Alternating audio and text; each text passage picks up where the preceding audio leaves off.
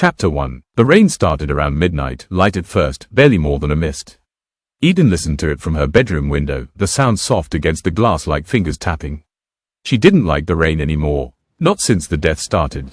MEADOLITH wasn't supposed to be like this. Small towns were supposed to be safe. But safe was a memory now, like the birthdays they used to look forward to. She glanced at her calendar. July was only days away. The 3rd would come first. Rachel's birthday. The date circled in red. Like a warning, she picked up her phone and texted the group chat. We need a plan. We're running out of time. Eden's phone buzzed in her hand. Heather, already on it. We meet tomorrow, library, after lunch. Rachel, I can't sleep. I keep thinking about Jason Miller. Celine, stop. Seriously, just stop. Eden swallowed. Jason had been in her Spanish class. A quiet boy with hair that fell in his eyes. He drowned in his backyard, in a patch of grass no deeper than an inch after the storm. No one could explain it. Just like no one could explain how the others had died. She typed back. We have to figure out what connects them besides the birthdays. The typing bubbles popped up again. Heather, there's something in the archives. Old newspapers. My dad said there was a big flood way back. Maybe that's it. Rachel, my mom's already freaking out about my birthday. She wants me to stay with my aunt in Raleigh. Celine, might not be the worst idea. Eden pulled the blanket tighter around her shoulders. Running wouldn't help. The Miller family had tried to leave, packed up the night before Jason's birthday, and he still died before dawn. She looked at the window again. In the glass, her reflection seemed distorted. She could almost imagine something standing behind her, something pale and dripping.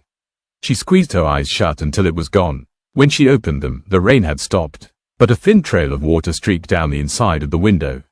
The next afternoon, the girls met in the back corner of the MEADOLITH Public Library, the usual spot wedged between the microfilm machine and a rack of ancient town directories. Heather spread out a stack of photocopies. Okay, look, these are obituaries from 1927. She jabbed her finger at a yellowed clipping. July 21st Street. Martin Glass, 15 years old, drowned in the mill pond on his birthday. Eden leaned closer, and then, Heather flipped to the next page. August 3rd Road. His little sister. Same thing. Rachel's voice was a whisper. It's the same dates. The 3rd, the 7th, the 21st, Celine said. Every month. Heather nodded. Every month. For almost a year. Then it just stopped. They sat in silence. Eden felt the sick weight of it in her stomach. This wasn't just random. This wasn't new. Celine crossed her arms. So what? We're cursed? No, Eden said, but she didn't sound sure. Rachel shivered. I keep having dreams. About water. About someone calling my name. Eden thought of the trail of water on her window. We're not running, she said.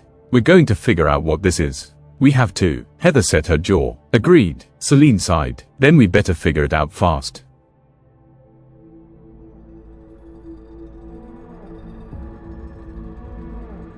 Chapter 2. Old Maggie's house. Old Maggie lived in the last house on Walnut Street, the only one left standing when the mill shut down.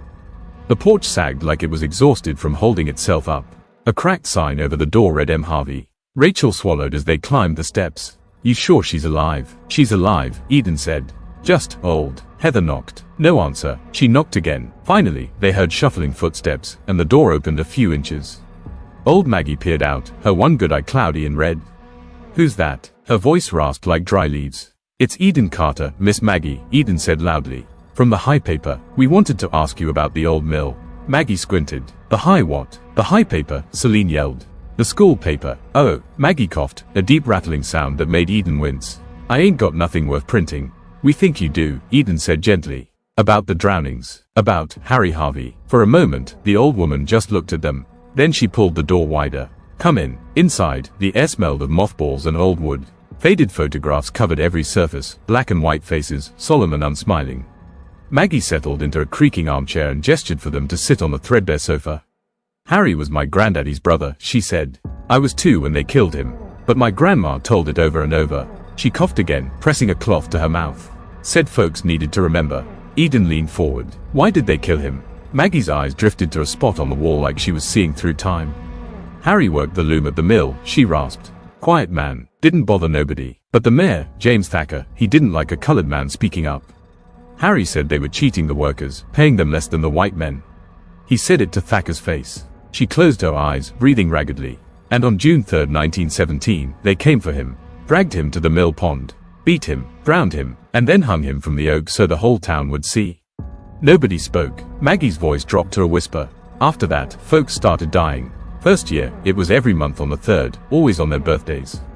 Nobody knew why. Then it stopped a while. Started again, years later. Not every year, just when folks forgot what they'd done. Heather swallowed. So, you think what's happening now is because of that? Maggie looked at him, her good eye wet and bright. You ever think how a man could die twice in one night? Drowned and hung. Maybe his spirit never settled. Maybe it splits and wanders. Looking for breath. Looking for justice. Rachel hugged herself. How do we stop it? Maggie coughed again, deeper this time. Ain't nobody ever stopped it. But my grandma used to say, if you want peace, you got to give the dead what was took. Eden frowned. What does that mean? Maggie leaned back in her chair, eyes already drifting closed. Find the rope. Find the water. Make it right. Outside, the late sun was sinking behind the mill's broken smokestacks. The girls stood on the porch, silent. Celine finally whispered, "We're so screwed." "No," Eden said, though her voice trembled. "We're going to find that rope. Whatever it is, before July comes." Chapter 2, continued. The air outside old Maggie's house felt heavy, like it hadn't moved in 100 years. Celine kicked at a broken step, her jaw clenched. "I don't know about you, but that wasn't enough. We need real proof, not stories." Rachel looked up sharply. "It is real. She's the only person left who remembers. If Harry wants justice, we should look for the rope." Heather frowned. "We don't even know what the rope is. Could be symbolic, or literal," Eden said softly. "A noose, maybe, if it's still out there." Celine shook her head. "Look, we can split up. I'm going back to the library. If this curse starts on the 3rd but spreads to the 7th and the 21st, then there have to be other incidents, maybe something that connects those dates besides the drownings."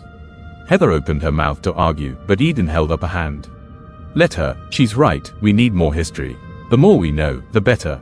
Rachel pulled her hair back into a shaky ponytail. "I'll look for the rope. Or anything that belonged to Harry. Old Maggie said it was about giving back what was taken." Heather rubbed her temples. "And we're supposed to just let you go dig around the mill pond alone? I'm not helpless." Please join the girls in the next video to continue. Please like, share and subscribe if you want more content.